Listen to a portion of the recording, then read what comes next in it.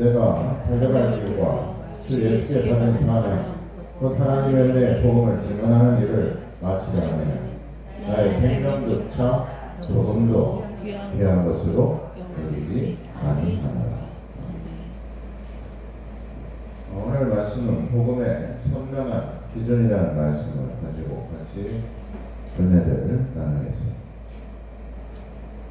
세계에서 가장 큰 교회로 기네스에 오른 교회가 우리나라에 있죠. 그 교회가 바로 여의도 순복음 교회가 그렇습니다.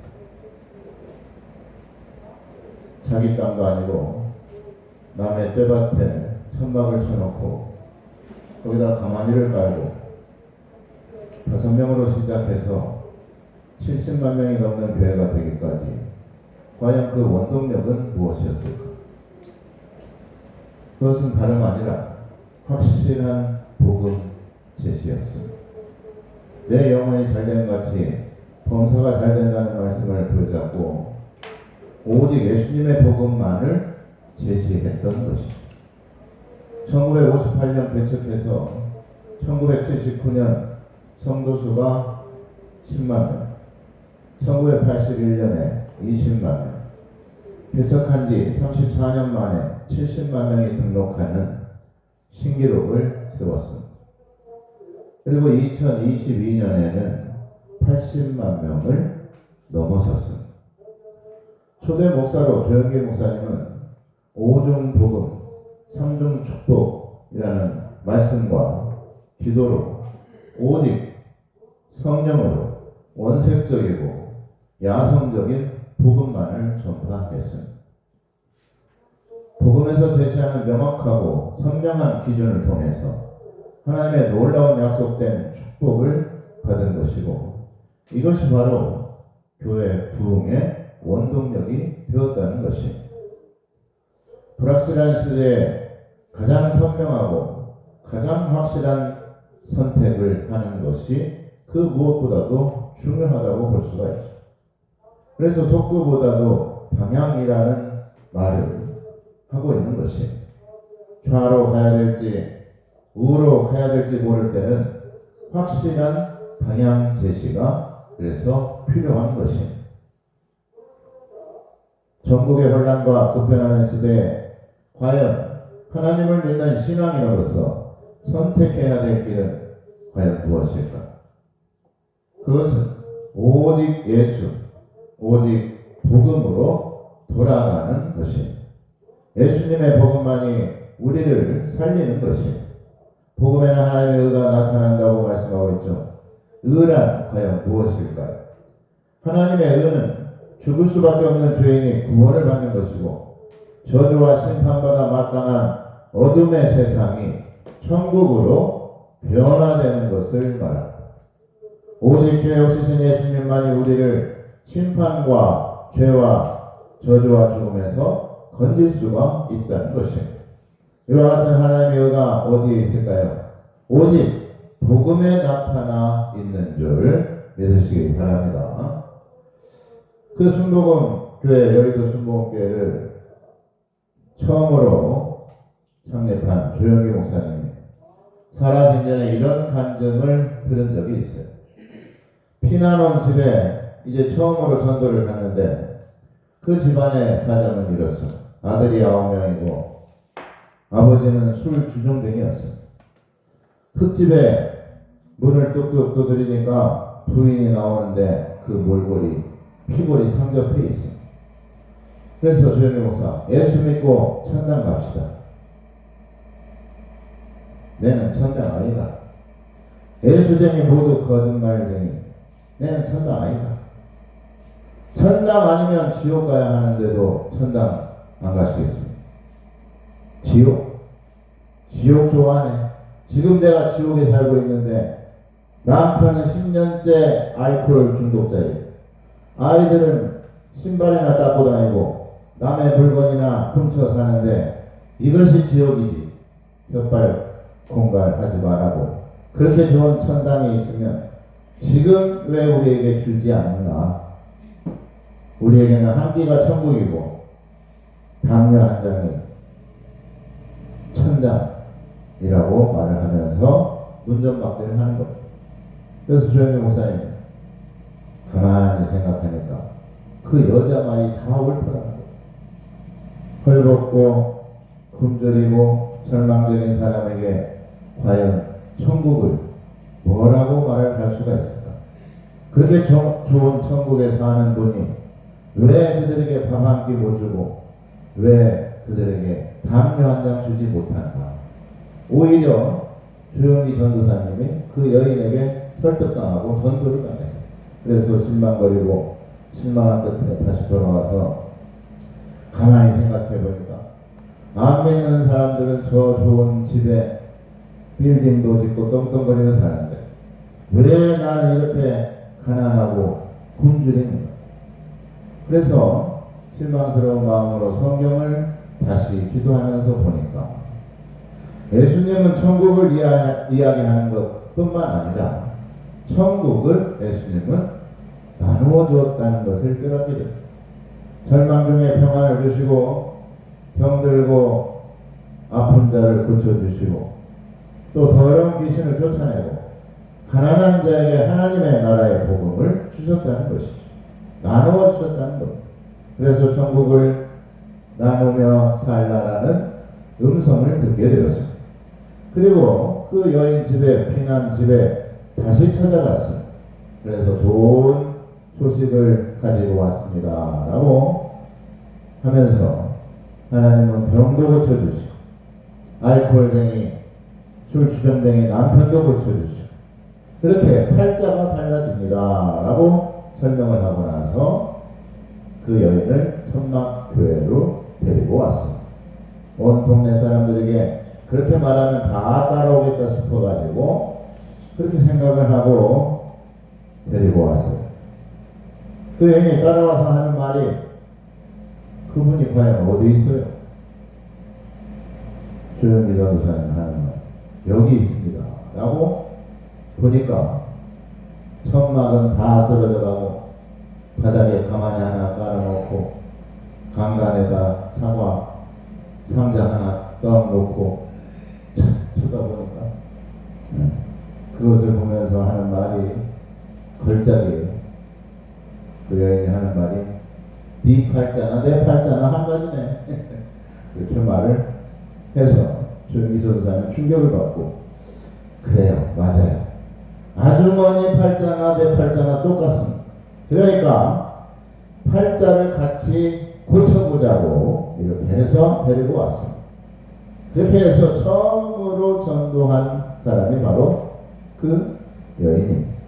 새벽마다 그렇게 기도하고 있는데 그 남편 술주정뱅이가 교회에 와서는 하는 말이 나 술 먹지 않게 해달라고 기도하니까 오히려 술 맛이 더 좋아? 그러면서 술 냄새를 퉁퉁 풍기면서 교회를 비꼬는 말로 이것저것 교회를 간섭을 했다고 합니다.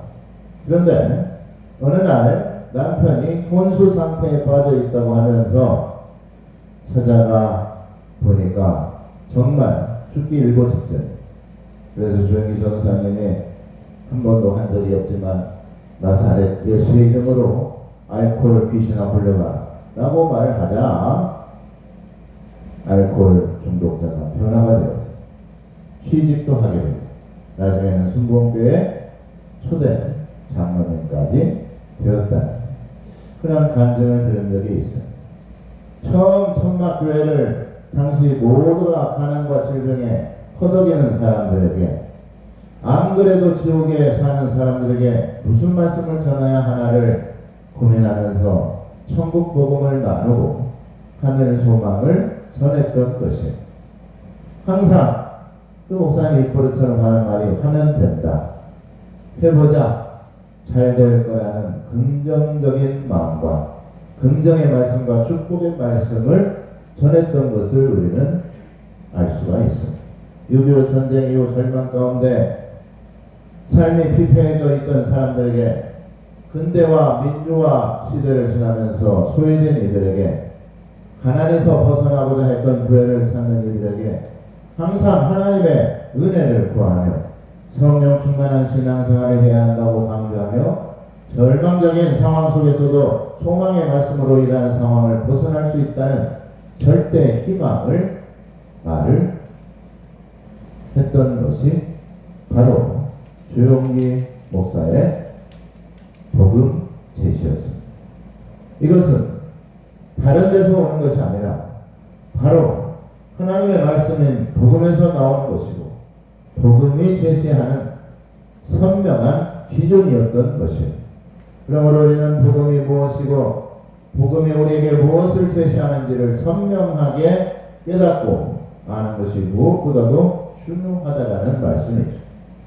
중세 기독교 철학자 피에르 큐르는 흔들리지 않는 확고한 사명이 사람에게는 있어야 한다고 그는 일찍이 생각을 했습니다. 그래서 그가 22살 되던 때 그의 일기에 이렇게 썼습니다. 온 천하가 다 무너지더라도 내가 이것만은 꽉 붙들고 놓을 수 없는 것, 내가 이것을 위해 살고 이것을 위해 죽을 수 있는 나의 사명을 나는 발견해야 된다라고 그의 일기장에 썼습니다. 신앙인에게 있어서 사명은 과연 무엇일까요? 그 무엇보다도 우리의 사명을 복음을 깨닫는 것이고 그 복음을 또한 전하는 것입니다. 그리스도인에게 있어서 붙들고 놓쳐서는 안 되는 그것, 흔들리지 않는 그것은 과연 무엇이었을까? 오늘 사도 바울은 말하고 있죠. 사도행전 20장 24절에 내가 달려갈 길과 주 예수께서 받은 사명 곧 나의 은혜의 복음을 증언하는 일을 마치려 하면은 나의 생명조차 조금도 귀한 것으로 여기지 아니하노라 라고 말씀하고 있죠. 내 생명보다도 귀한 것이 뭐라고 말하고 있습니까? 복음 전하는 것이다. 목숨보다도 귀한 것이 바로 은혜의 복음을 전하는 것이다 라고 말하고 있죠. 그게 바로 복음이 제시한 기준입니다. 우리가 이 사명을 하지 않는 한 우리는 그리스도인이라고 말할 수가 없는 것입니다. 그래서 한 연극인이 한 말이 생각이 나요. 우리는 가짜를 진짜처럼 연극을 하는데 너희들은 진짜를, 진리를 가짜처럼 전하고 있다. 무슨 말입니까? 불확실하게, 확신이 없게, 절실하지 않다는 것이죠. 복음을 제시해야 됩니다. 확실한 복음을 가져야 됩니다. 확신도 없이 어설프게 전하는 것은 그것은 하나님의 은혜를 헛되게 하는 것이고 흐리멍텅하고 흐지부지하게 변질시키는 것입니다. 그것은 다른 말로 본질을 변질시키는 것입니다. 본질을 흐트러뜨리는 것이죠. 다른 복음은 그래서 없는 것입니다. 오직 복음은 첫째로 예수님의 복음을 말하는 것입니다. 더 쉽게 말하자면 예수님이 복음인 것입니다. 따라서 한번 해볼까요? 예수님이 복음이다. 예수님이 복음이다. 예수님이 바로 복음인 것입니다. 다른 말로는 예수님이 없는 복음은 뭐예요? 복음이 아니라는 말씀이죠. 예수님의 십자가의 복음을 말하는 것이고 십자가에서 이루신 구원의 피 묻은 복음을 말하는 것입니다. 예수님이 저주받고 예수님이 우리를 위해서 죽음을 당하셨기 때문에 우리가 죄의 사함을 받고 영생을 얻을 수가 있습니다. 죄 없으신 예수님이 죄를 감당하심으로 죄인이 구원을 받은 것, 그것이 바로 복음의 의라는 것입니다. 다른 복음은 없습니다. 우리를 살리는 복음, 우리를 영혼의 지옥에서 심판해서 저주에서 우리의 영혼을 구원하여 주신 게 바로 복음의 의라는 것입니다. 그래서 우리가 가장 확실하고 선명한 기준은 바로 예수님의 복음인 줄 믿으시길 바랍니다. 로마서 14장 8절에 살아도 주를 위하여 죽어도 주를 위하여 살고 중간이 사나 죽으나 주의 것이로다. 구세군 창립자 윌리엄 부스 목사님은 젊었을 때 열심히 전도 생활을 했습니다. 그러다가 전도를 너무 열심히 해서 무리해서 과로로 병을 얻게 되었다고 하죠. 진단 결과 심각한 중병으로 판명이 되었습니다. 그래서 의사는 심각하게 그에게 말을 했다고 하죠.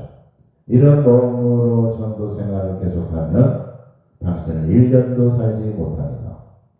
그 말을 듣고 윌리엄 부스는 깊이 생각한 후에 마침내 죽음을 각오하면서 더 열심히 복음을 전하야겠다라고 생각을 했습니다.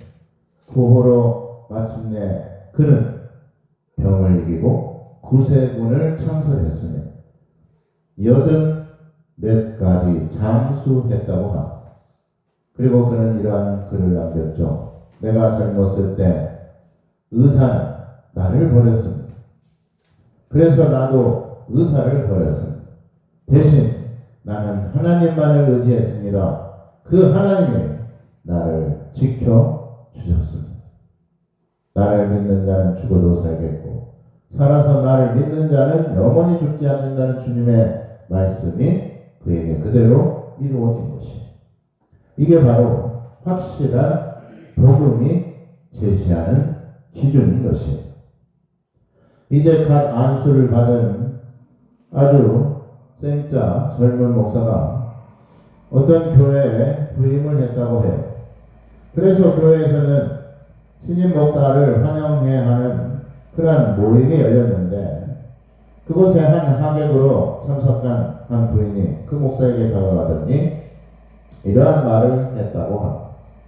어떻게 목사님께서는 700명이나 되는 사람들의 그 많은 요구를 다 만족시켜 줘야 되는데 이렇게 힘든 교회를 맡으실 생각을 하게 되었는지 이해가 안 갑니다 라고 말하자 그 젊은 목사가 주저하지 않고 확실하게 이렇게 대답을 했다고 하죠. 제가 이 도시에 온 것은 700명의 사람을 기쁘게 하기 위해서가 아닙니다. 단 한 분만을 기쁘게 해드리기 위해서 이곳에 온 것입니다. 그분이 기쁘기만 하면 나머지 모든 것은 저절로 잘 될 것입니다. 라고 말을 했다는 것이죠. 하나님을 기뻐하는 사람에게 하늘의 기쁨과 소망이 임하게 되는 줄 믿으시길 바랍니다. 둘째로 축복의 선명한 기준이 바로 복음에 있습니다.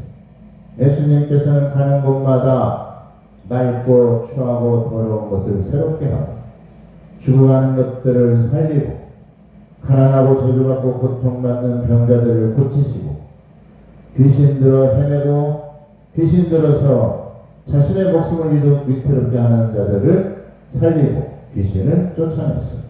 한마디로 예수님께서는 살리는 일을 했습니다. 도둑이 오는 것은 빼앗고 죽이고 멸망시키는 것 뿐이지만 예수님께서 오신 이유는 생명을 얻게 하고 생명을 풍성하게 하기 위함이라고 분명히 주님께서 선한 목자 비유를 통해서 말씀하고 있죠. 예수님께서는 우리를 죄악 가운데서 살리시고 자신의 목숨까지 버리시면서 우리의 영혼을 위해서 이 땅에 오신 것입니다. 양들을 위해서 목숨을 버리신 선한 목자가 바로 예수님이시죠. 그러므로 우리는 예수님과 함께 할 때 예수님만을 믿고 따를 때 영원한 복과 영원한 생명을 얻게 되는 줄 믿으시길 바랍니다. 미국 아이오와 주에 제일 침례교회라는 그 교회 다니는 링키스트 씨라는 분이 있습니다. 링키스트 씨. 어머니 뱃속부터 교회를 다니기 시작해서 88년간 한 교회만을 출석을 했습니다. 천국에 갈 때까지 한 교회만 다녔던 그녀는 주일날을 비롯한 절기 예배에도 한 번도 빠지지 않았습니다. 그녀가 다녔던 기간 동안 교회 목사님은 15번이나 바뀌었고 그녀가 들었던 설교는 총 8,000번이 훌쩍 넘었습니다. 그녀는 4,000번의 기도회에 참석을 하면서 29,000번 이상의 다른 사람들을 위해 중보기도 시간을 가졌고 또한 50년 이상을 주일학교 교사로 봉사하며 헌신을 했습니다. 그녀는 주일학교 교사로 헌신하면서 매우 많은 어린이들을 전도했으며 그로부터 매우 많은 어린이들이 자라서 누구는 목사님이 되었고 누구는 훌륭한 사회 전문가가 되었고 또 교사가 되었고 또 성공한 사업가가 되었습니다. 링키시트 씨는 삶은 매우 평범했습니다. 그러나 끝까지 그녀는 교회에 충성을 했습니다. 끝까지 성실했습니다. 열매를 맺는 삶은 특별한 헌신과 결단이 요구되는 삶이 아니라 자기가 맡은 자리에서 할 수 있는 최선을 다하는 충성된 삶이었음을 그녀는 증명하고 있죠. 이게 바로 선명한 하나님의 축복의 기준인 것입니다. 끝까지 믿음을 지키며 하나님께만 온전하게 충성한 자가 받는 상을 우리들도 받아 누릴 수 있기를 바랍니다. 고린도전서 4장 2절에 그리고 맡은 자들에게 구할 것은 충성입니다. 그리고 충성은 성령의 열매 가운데 하나임을 분명히 알아야 됩니다. 계시록 2장 10절에 너는 장차 받을 고난을 두려워하지 말라. 볼지어다 마귀가 장차 너희 가운데 몇 사람을 오게 던져 시험을 받게 하리니 너희가 10일 동안 환난을 받으리라. 네가 죽도록 충성하라. 그리하면 내가 생명의 관을 내게 주리라 라고 성령께서 말씀하고 계십니다. 마지막 세 번째로 복음의 선명한 기준은 바로 성령의 능력입니다. 예수님께서 하나님께 부활 승천하시면서 하신 말씀이 있죠. 내가 다시 온다는 말과 또 한 가지가 있죠. 성령을 보내겠다. 보혜사 성령을 너에게 보낸다라고 했어요. 너희가 나보다 더 큰 일 한다고 예수님께서 분명히 제자들과 얘기하면서 말씀하셨죠. 그것이 무엇을 말합니까? 바로 성령의 역사를 말하는 것이죠. 요한복음 14장 11절 12절에 내가 아버지 안에 거하고 아버지께서 내 안에 계심을 믿으라. 그렇지 못하겠거든 행하는 그 일로 말미암아 나를 믿으라. 내가 진실로 진실로 너에게 이르노니 나를 믿는 자는 내가 하는 일을 그도 할 것이요 또한 그보다 큰 일도 하리니 이는 내가 아버지께로 가니라 라고 말씀하고 있죠. 예수님보다 더 큰 일을 하리라는 말씀은 우리가 예수님보다 크다고 생각하거나 예수님께서 하신 일을 내가 감히 할 수 있다는 뜻이 아닙니다. 생각을 잘 해야 됩니다. 이 말씀을 영적으로 생각해야 된다는 것이죠. 이 말의 뜻은 우리에게 성령께서 함께 하시면 예수님께서 하신 일보다 더 큰 일도 할 수 있다는 뜻입니다. 다시 말해서 성령께서 함께 하실 때만 가능하다라는 말씀이죠. 성령은 하나님과 한 분이시고 성령은 하나님의 영이고 예수님의 영입니다. 그러니 예수님께서 육체로 계실 때보다도 공간적으로 또 시간적으로 물리적으로 제한을 받지 않게 되는 것이죠. 예수님이 육체로 계실 때는 시간과 공간과 물리적인 제한을 받을 수밖에 없었습니다. 그런데 예수님께서 부활 승천하셔서 하나님께 올라가시고 나서 성령은 육체적인, 공간적인, 시간적인, 물리적인 제한을 받지 않습니다. 육체로 계실 때보다 더 무제한의 능력과 무한한 권능을 가지고 계신다는 말을 뜻하는 것이죠. 그러므로 내가 하는 것이 아니라 성령께서 하시는 것입니다. 따라서 한번 해보겠습니다. 성령이 하십니다. 성령이 하십니다. 옆 성도에게 성령이 하십니다. 성령이 하십니다. 그러므로 성령 충만해야 된다는 것이죠. 에베소서 5장 18절에 너희는 술 취하지 말고 성령 충만함을 받으라 라고 말씀하고 있죠. 무시로 기도해야 되며 깨어 있어야 됩니다. 불의한 일을 버리고 부당하고 멸시당하고 수치를 당하지 않도록 우리는 늘 깨어 기도해야 됩니다. 멸망과 저주받을 일을 피할 수 있도록 깨어 하시기를 바랍니다. 그러기 위해서는 우리가 항상 깨어 있어야 되고 쉬지 말고 기도해야 되는 것입니다. 그러기 위해서는 우리는 늘 성령 충만해야 된다는 얘기죠. 누가복음 21장 36절에 그러므로 너희는 장차 올 이 모든 일을 능히 피하고 인자 앞에 서도록 항상 기도하며 깨어 있으라 하십니다. 장차 올 이 모든 일은 무슨 일을 말하는 것일까? 하나님 앞에 설 수 있도록 모든 불의한 것들을 우리가 멀리 해야 될 것이고 거짓과 우상과 어둠의 일을 내 삶에서 제거해 나아가야 된다는 것입니다. 신앙인으로서 과연 내세울 것이 과연 무엇일까요? 우리에게 자랑할 것이 과연 무엇이 있을까요? 사도 바울은 이렇게 고백합니다. 빌립보서 3장 7절에서 9절에 그러나 무엇이든지 내게 유익하던 것을 내가 그리스도를 위하여 다 해로 여길 뿐더러 또한 모든 것을 해로 여김은 내 주 그리스도 예수를 아는 지식이 가장 고상하기 때문이라. 내가 그를 위하여 모든 것을 잃어버리고 배설물로 여김은 그리스도를 얻고 그 안에서 발견되려 함이니 내가 가진 의는 율법에서 난 것이 아니요 오직 그리스도를 믿음으로 말미암은 것이니 곧 믿음으로 하나님께로부터 난 의라라고 말하고 있습니다. 하나님께로부터 난 의가 나를 살리는 것이고 하나님께로부터 오는 선명한 복음의 기준이 바로 우리가 알아야 될 하나님의 복음의 말씀인 것입니다. 믿음이 있을 때만 깨달을 수가 있고 믿음이 있을 때만 복음의 의를 알 수가 있습니다. 예수님을 아는 것이 세상 그 어떤 학문보다 세상의 그 어떤 지식이나 위대하고 고상하고 그것보다도 고차원적이라는 것을 사도 바울은 깨달았던 것이죠. 왜 그렇습니까? 예수님의 말씀은 세상의 지식이나 경험이 아니라 예수님의 복음은 천국을 품은 소망을 말하는 것입니다.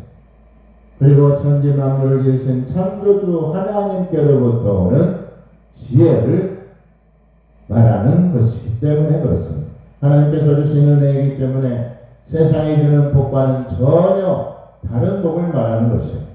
영원한 복을 하나님께서는 우리에게 주시는 분이신 줄 믿으시기 바랍니다. 그러므로 성령의 능력과 하나님의 축복과 예수님의 복음은 그 어떠한 세상의 복보다 위대하고 영원하고 지속적인 복인 줄 믿으시기 바랍니다. 선명한 복음의 기준으로 살아갈 때 우리에게 더 이상의 방황이나 절망은 없을 것입니다. 그리고 영원한 생명의 복을 누리며 살아갈 수 있기를 예수님의 이름으로 축원합니다. 기도하겠습니다.